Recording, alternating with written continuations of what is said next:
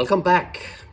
As you saw in the intro, this is about expanding this computer. So this is episode 2 of the Olivetti M300-30. And I want to end up installing Windows. Let me get you a tiny bit of a history what has happened to me regarding this computer. So I spent more or less 4 days trying to figure out how to install Windows on this computer. Really was struggling. And I will walk you through how I ended up actually having Windows installed on the computer.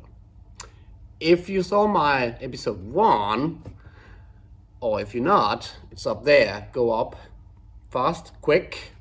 Look at that.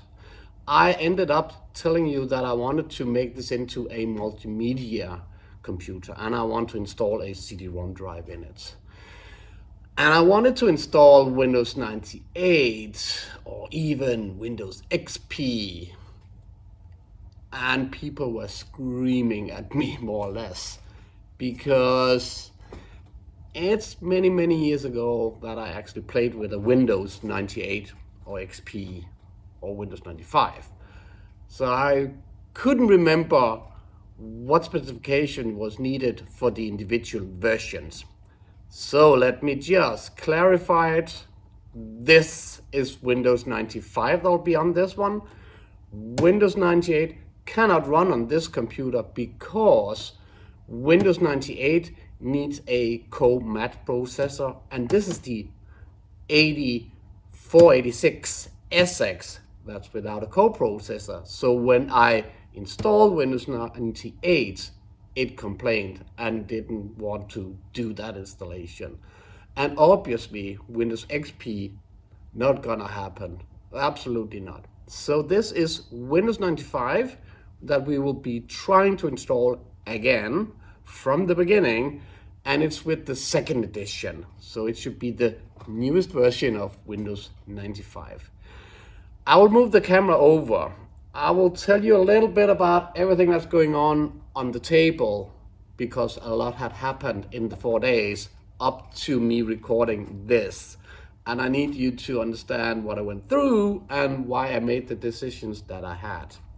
I also had a request from one of the viewers who actually wanted to tell me that he wants to see the CIT screen, which is up there, if it's running. And I can assure you it is. The reason why I'm using the flat screen is just because recording this on a flat screen doesn't give any flicker. If I do it over there, you will end up having some flicker.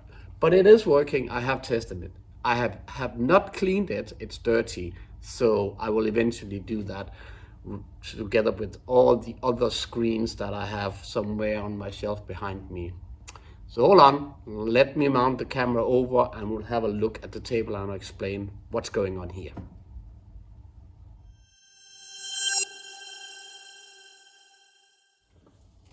So the first thing I want to tell you about the computer is that we ended up in episode 1 seeing that the Dallas chip didn't work.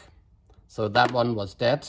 I ordered 4 new Dallas chips. I put one in here, so the new one is in. I also located some memory. I had some 1 megabyte SIM modules that I also put in. So let me take this away and let me just show you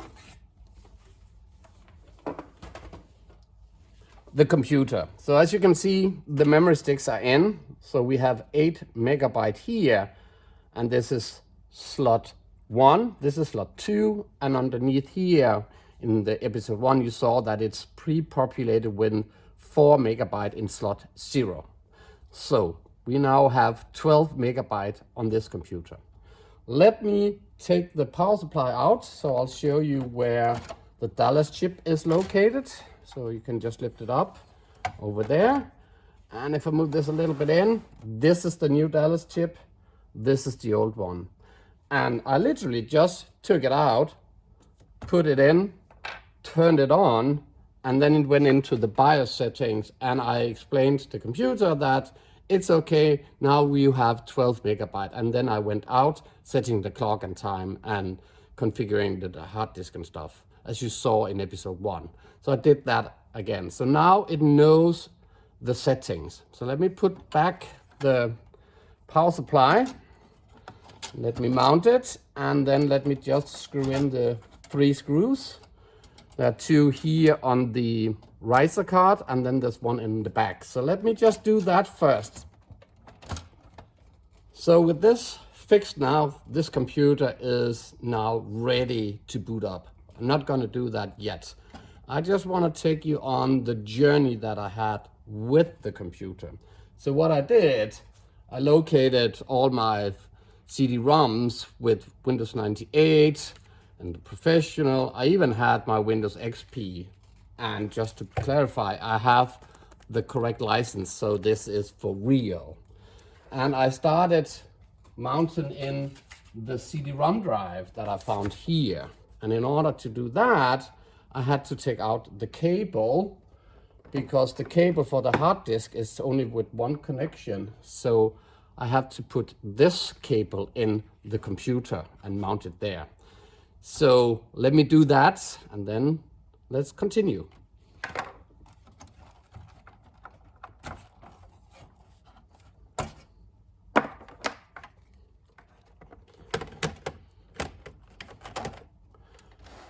Done. So this is where I now have the CD-ROM installed. Then I went on finding my boot disk, because a computer like this, you cannot have it boot on a CD-ROM drive. That feature doesn't exist in the BIOS. So you need a boot disk with, I've had the Windows 98 with the CD-ROM drive. And then I plunged in that one in here. Start the computer. It's not hooked up yet. Just want to explain. So I hooked it up, turned it on, booted on this one, and then I inserted the CD-ROM drive. I'll skip over all the struggle with reaching the point where I figured out that you cannot install Windows 98. I then went through trying to locate my Windows 95 CDs. I couldn't find them anywhere, but they are somewhere, I just can't locate them. So I burned a ISO file from the internet down to it. So let's put some power on it, connect the keyboard, and let's just connect the mouse in the back. And then let's start the computer with the boot disk in and this CD-ROM drive in. And then I'll explain what you then have to do and what I then struggled with.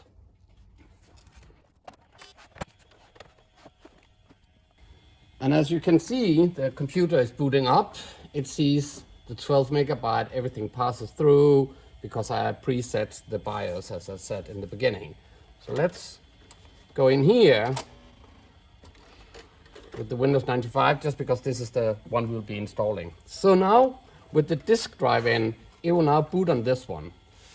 And that led me to the next struggle, figuring out how to format the disk drive and F-disk it first and then format it afterwards. So the computer now starts up and saying, this is Danish, I'm sorry, that you can either start installing from the CD-ROM drive. I did that. I just said, yes, just go on installing. Then let's try. What you see is that it now tries to figure out what kind of CD-ROM drives do you have. So it will try out different kinds of types of CD-ROM drives. Eventually, it will fall to the default DOS CD-ROM drive, and then it will activate this one as a D drive. So I was thinking everything is okay. And here we reach the point where it tells you that it will just do the normal one for DOS.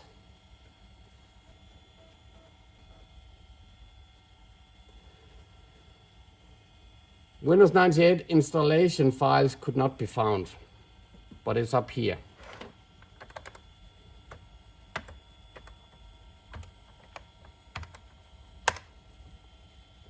So I can run the setup from the CD-ROM drive trying to install it.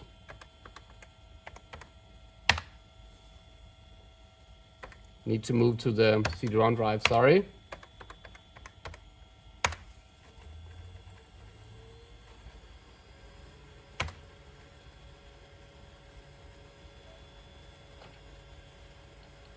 It then makes a Microsoft Scandex where it tries to see if there's any problem with the hard disk. And then it says, please wait while setup is initializing. And now it starts copying files from the CD-ROM drive onto the hard disk. And let me just make it clear. This will stay for this like 15 minutes, and then it will end up with an error saying that it couldn't do it anyway. So that didn't work. Then I thought, okay, maybe it's because I need to do something with the hard disk. So let me come back to you once I reboot it with the Windows in it again. And we're back. So what I then saw is that I could start the computer just with the CD-ROM drive. That's the same thing as point number 1 that we just tried, so it doesn't help. You could then also just go out by pressing Shift F5 to a DOS prompt, which then won't load the CD-ROM driver, but I will then be able on the floppy disk to F-disk the hard disk and then to format it. So Shift F5,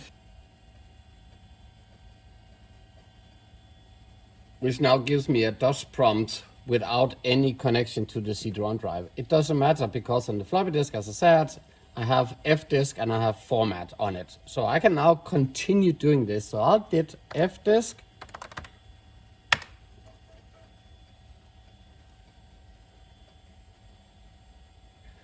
And then I just wanted to clear all the partitions. So that's 3.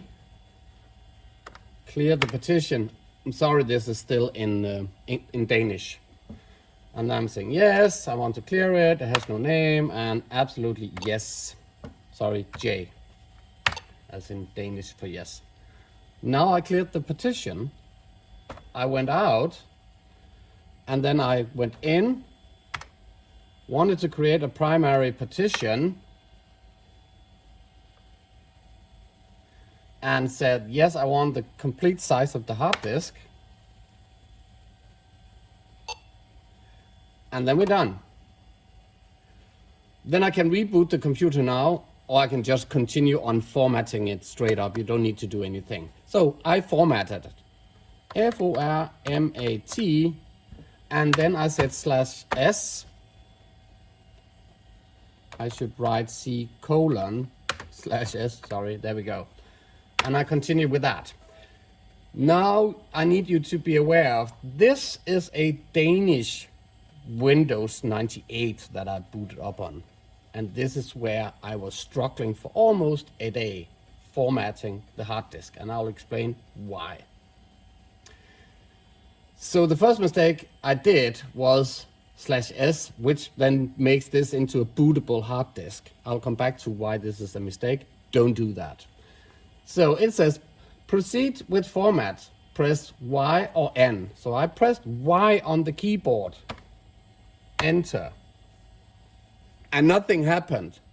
I just couldn't figure out why is it not formatting the C drive. So if I do here, C:, this is, even though I F-disked it and I recreated a partition, I formatted it, nothing happened. I was really struggling with this for a day.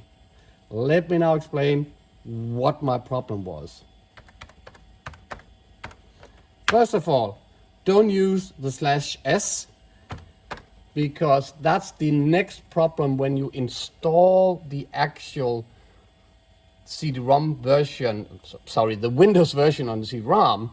It expects not a system partition on the hard disk. If you have that, it will not continue. So don't use /S.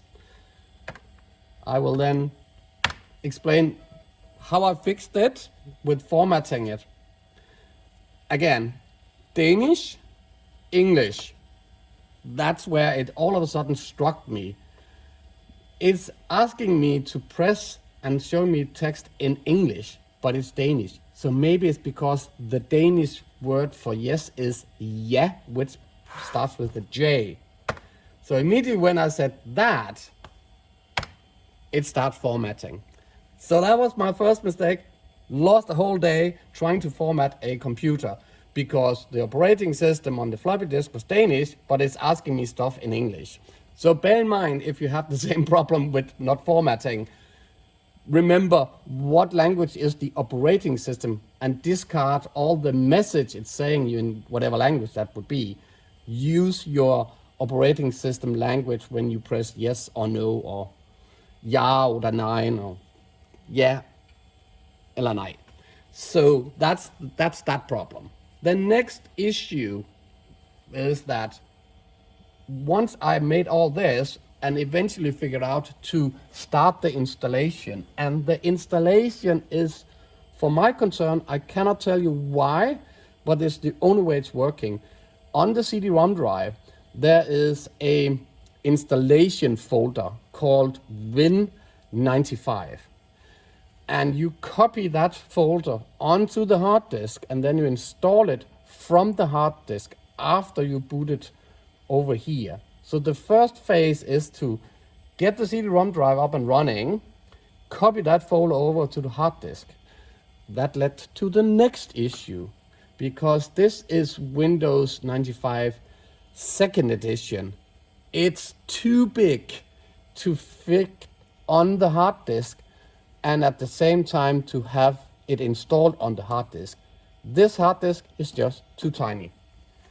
So that's why I figure out to get another hard disk. This hard disk is then partitioned with a 2 GB of disk drive, which makes it possible for me to do that exercise. So what I did, or what I will be doing now, I will unscrew the hard disk and screw this in the cabinet. So we have this one. Then I will do the same thing we just saw me doing. I will F-disk the hard disk, format the hard disk without the /s. Remember, it's Danish, so I have to press J instead of Y. And once all that's done, I'll come back to you. So let me just fix this. I removed the corner hard disk and I inserted the other one. And I have already F-disked it, so there's a 2 GB partition on that hard disk in there. On F-disk, you can actually have /status. And if you do that, F-disk will just tell you what the status is of the hard disk. So you can see there's a C drive and it has 2 GB of storage on it. So we are now gonna format that one. So that format, remember, without moving the system, so no /s.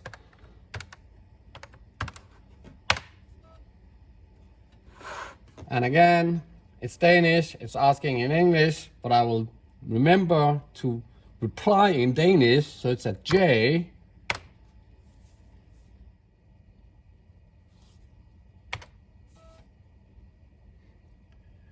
And we're done formatting the hard disk. So next up is I want us to copy the Windows installation folder onto the hard disk in there. So I'll boot the computer once again, remembering to boot it so that it has all the CD-ROM drives in it. So I can access this CD-ROM drive as the D and copy it over. Here we have the CD-ROM drive. If I spin it up, it has a lot of folders. The only thing that's interested for us is the Windows 95 folder. And let me just briefly show you how much stuff then is in there. So we need to copy all this onto the hard disk. So let's go on C drive, which is the hard disk that has now been formatted.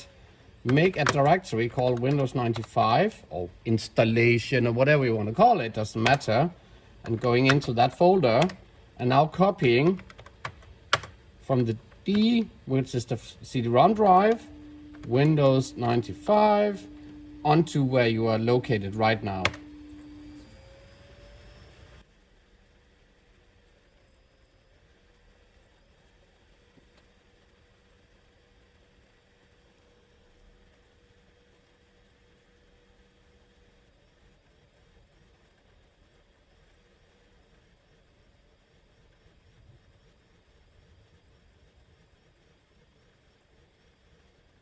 7 minutes later, all the files have now been copied over to the hard disk. And this is where the next struggle came up. And I probably also used more or less a day with this. So at this stage, remember, we have now booted from the floppy disk. We booted where it knows about the CD-ROM drive. And I then went in on the hard disk, run the setup program from in there. It's just called setup.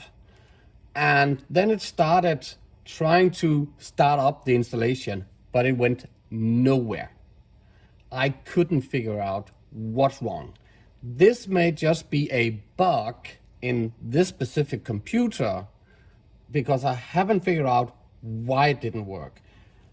But I eventually ended up rebooting the computer from the floppy disk, but without any CD-ROM driver, so the Shift F5 thing.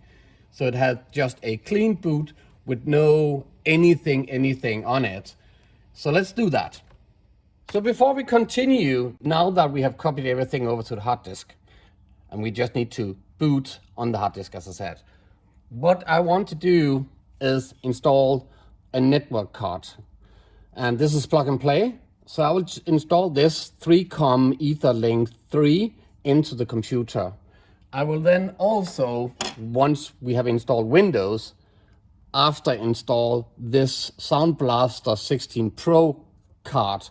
This is not plug and play, so we need to configure everything. And in order to do that, we need to have a CD-ROM with the Sound Blaster 16 software on it, which I have downloaded, created my CD-ROM. So I'm prepared with this eventually.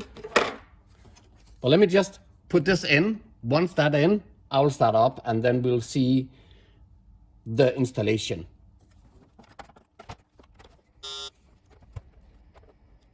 So let me press Shift F5 to start in DOS without anything. I then will move to the hard disk, go into that Windows or Win95 folder, and in there I'll just run the setup program, pressing Enter to continue. It will then come up with an error. And this error is about because the Windows now is without anything in an AutoExec or config sys. So it now asks, it needs the high mem in order for it to work with the Microsoft Scan Disk. We don't care. We formatted the hard disk. We know the hard disk is as it should. It doesn't need to test. So I'll just press OK. The next one, you need to press Escape because you can then press Enter to quit the installation. Makes no sense. Or you can press Escape to continue. Should be the other way around, but nevertheless, Escape it is. It then copies the installation files it needs to the hard disk from the hard disk. Once that's copied over, it then starts up the installation program of Windows 95. This is the state that we're in here. It tells me that it will take from half an hour to an hour. Trust me, 2, 3, 4 hours until we are done. So I will just start this installation. Eventually, it will ask me which features do you want to install. And once we reach that point, I'll come back to you and tell you why I installed the things that I am installing. The reason why I put in the 3COM network card now is that it's plug and play, and this network card is supported by Windows 95. So Windows will automatically detect the network card and install all the needed drivers. That is not the case for the sound card. This is why I will install that after we're all done with this, but more on that later. So let me come back to you once the installation in a few hours. Ask me a few questions. So it now asks us what setup options we want. Prior to this, it just had a other screen where it asked, where do you want to install it? And I said on C drive, Windows, and then I continue and waited again 15, 20 minutes, and then this popped up. I want to go into custom because I want to try to tell it what it should install. So let's go on custom.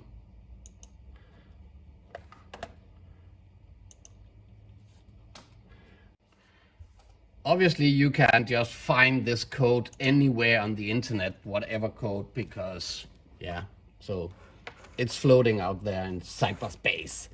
So let me give this computer a name, or me as a user, so that's Tybo, and the computer is Olivetti M300-30. Do you want me to analyze the computer for you? Yes, do that. And then we just wait for a while again. There we go. I have a CD-ROM drive in it, so I'll click that. And the network adapter, I don't have a sound card yet, so I'll skip that and press next. And then it takes, again, a while. So I'll be back. And here we have the selection I can do. So I will uncheck some of them and pre-check some more. So accessibility, I don't need that. Accessories, let's go in details. The briefcase, don't want that. Character map, let's try that. Desktop manager, wallpaper, some games. Mouse pointers, netwatch, quick view. Let's go on screensaver, further down. Let's do additional screensavers, okay to that. System monitor, resource, and the two are done. And let's skip that, okay. Communications, I don't want anything. This is modem related, so let's just unclick that. Disk tools, let's go in, details. Let's just try for fun, have the backup system in it. I don't want the fax. Multimedia, let's get everything in there. So audio compression, CD-ROM player, multimedia schemes, samples, recorder, volume control, and Windows messaging. I don't need that.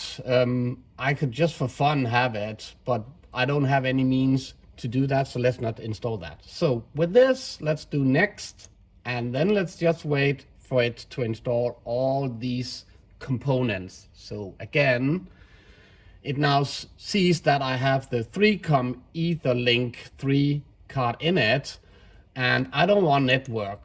Netware is something I don't have, so let's remove that. And the protocol for that, don't need that, but I need TCP/IP from Microsoft. So let's add a protocol, add it up here, find Microsoft, click on TCP/IP, and have that added. I can then go in on properties, and I will not do that yet. I'll do that afterwards. I have to specify a fixed IP address for the computer, and I have to specify the gateway and other stuff for it. This is not something that I need to explain or show in public, so I'll do that afterwards. So I'll just leave it as default. So the question is, do you have a primary network logon as client for Microsoft Networks or the Windows logon? I'll just do Windows for now. I will also say that I want to be able to share files. I don't want to share any printers because there won't be any printers connected to this one. So with all this set, I should now be able to forward. It asks, what is the name of the computer? Which work group do you want it to be in? Let's just call it Olivetti Net. And what is the description of this computer when it sees you on the network? So that's Olivetti M300-30. And the computer name will just be Tybo for now. Next. Then it asks, what is the language? Which keyboard are you having? So let me just set it for Danish.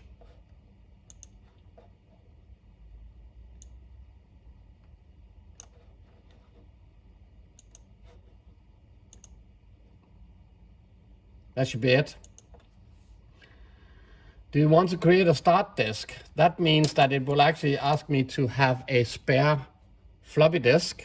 It will then make it into a system disk. So if you have any problems with Windows, you can then boot from there also. I don't need that, so I'll skip this, but you shouldn't skip it. You should actually just make it so you have it. as I previously have tested all of this and installed it, I have that disk already. So let's just say no. And then we'll start copying the needed files. See you in 2 to 3 hours.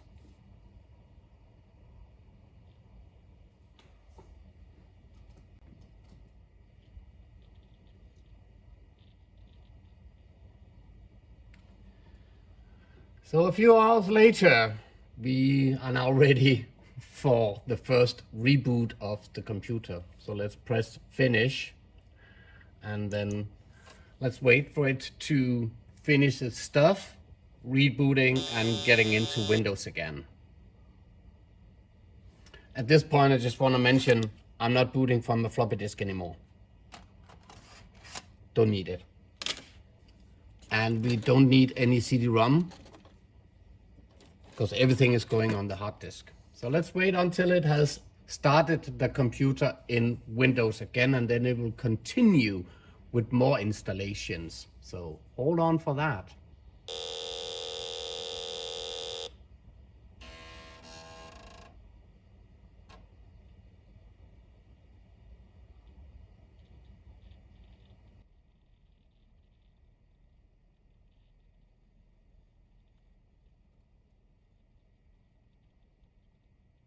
So the first problem is that because it now has the 3-COM network card in it, it wants to obtain an IP address. I haven't hooked it up to anything, so the network cable is not even in the network card. This is why it's complaining. You can just ignore it for now. Eventually, once I copy it or programmed it with the IP address, I'll put in a switch and then move it into my private network here where I'm at. So let's just say, do you want to see further DCP messages? Yes, let's just do that continuously, so I will be bombarded if it cannot reach the network, but it will then just continue installing. And then it now needs me to identify myself, and I was Tybo, no password, no password. And now see you in a bit.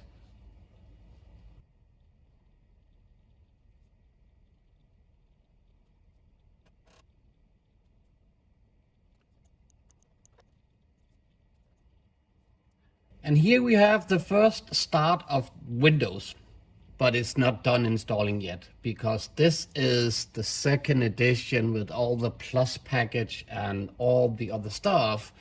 So it now wants to literally just to continue with the installation. So we'll be doing that. I'll be pressing next.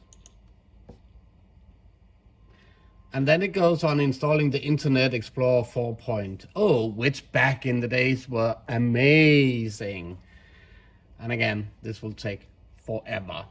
I will just ask it not to install any of the predefined bookmarks or icons. You can, for each of your countries, you can then have it some predefined icons. And I don't want any of this. So I'm just saying none, and then I'm just pressing next. And we'll leave it, and then I'll come back. See you in a bit.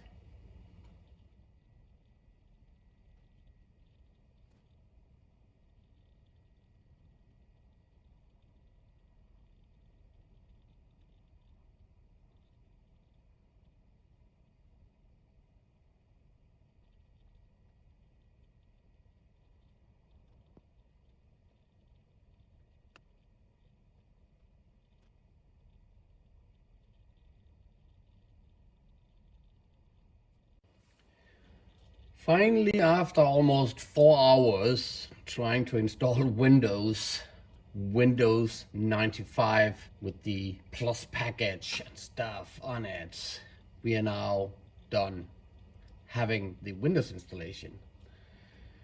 So let's just quickly go to my computer properties just to verify the properties of this computer setup.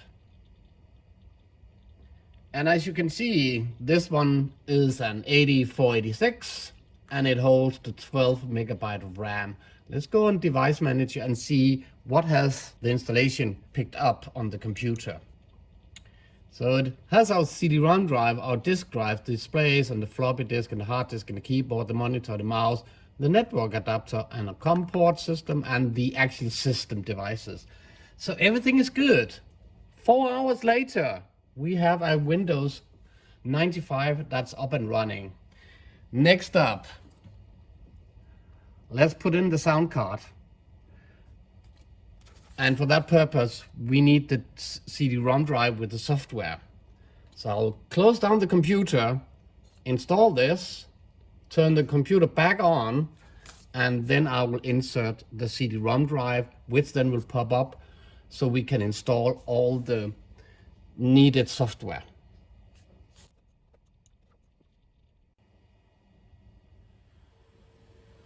The Sound Blaster 16 Pro card has been put into the computer now. The CD-ROM with the software and the drivers are in there.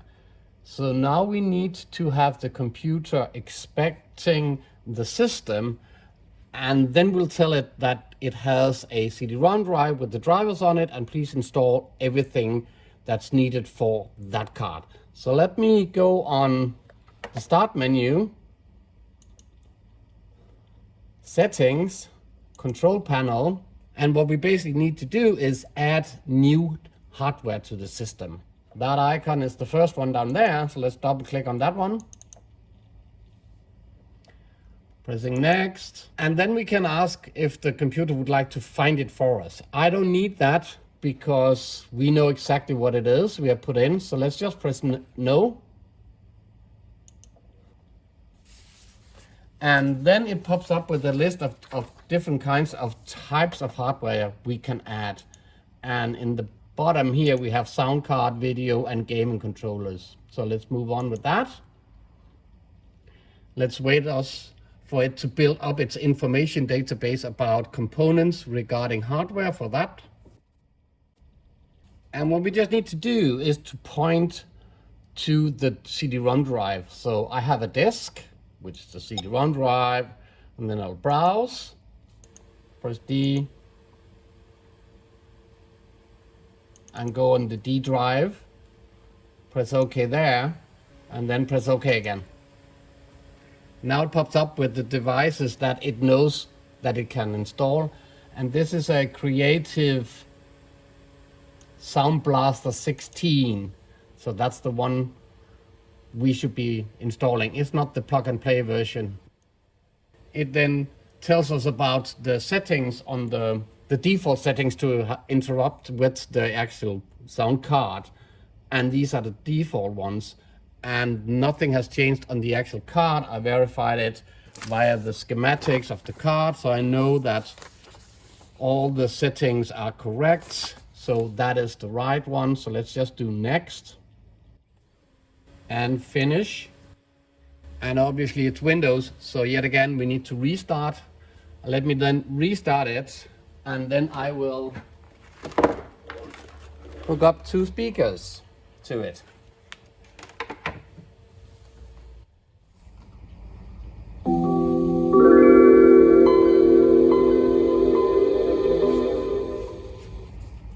I would definitely say this is yet another success. So thumbs up again. We now have sound card in the system also. So what's left? Well, really remember that this active desktop that comes in this Windows 95 version 2 or second edition was, and I'm not using the word for that, but it's not a nice thing to have. It slows down your computer. So one of the things that I will be doing, I will deactivate this active desktop again, so it goes away, and then I will tune some of the individual icons and stuff on it to make it a little bit more pretty. I also want to install the software. So if we go back on the CD-ROM, it still holds the software for the Sound Blaster. We can install all the application that Sound Blaster provided to this sound card. So let's do that first.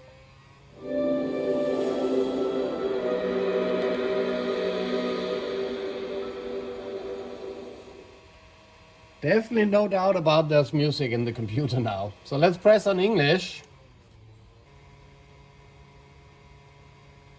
And the thing we want to do, we want to have the creative audio software installed. So this is checkmarked.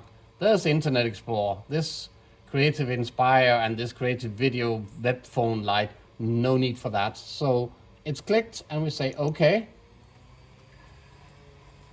And then it just install all the software. And once that's done, I'll come back to you.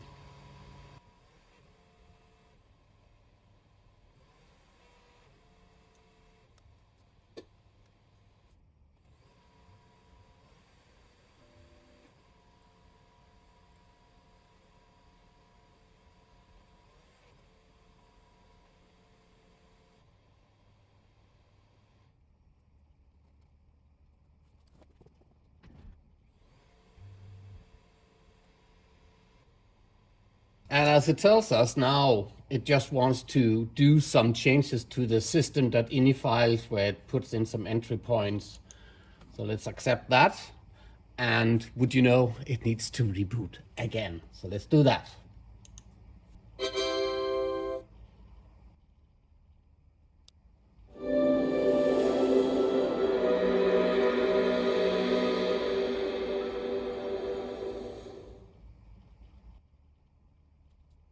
We're back with more sound.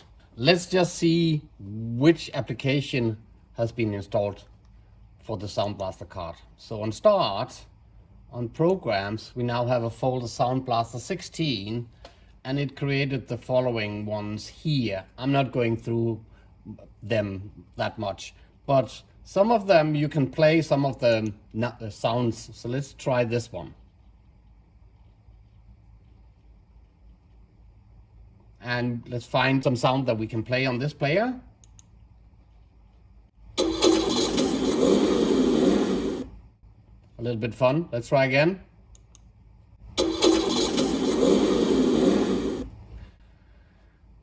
That's it. Next up, just before I want to wrap this up because this is going way too long, I just want to deactivate the active desktop as I told you. So let's figure out how to deactivate that.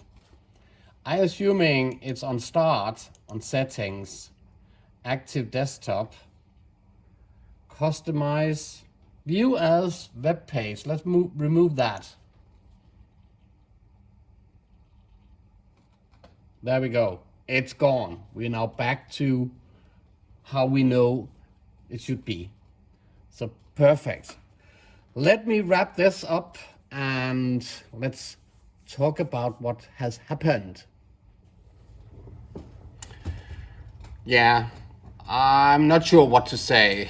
I decided to make this video about the struggle I had installing Windows 95 on this computer. And I think it's for educational purpose, first of all.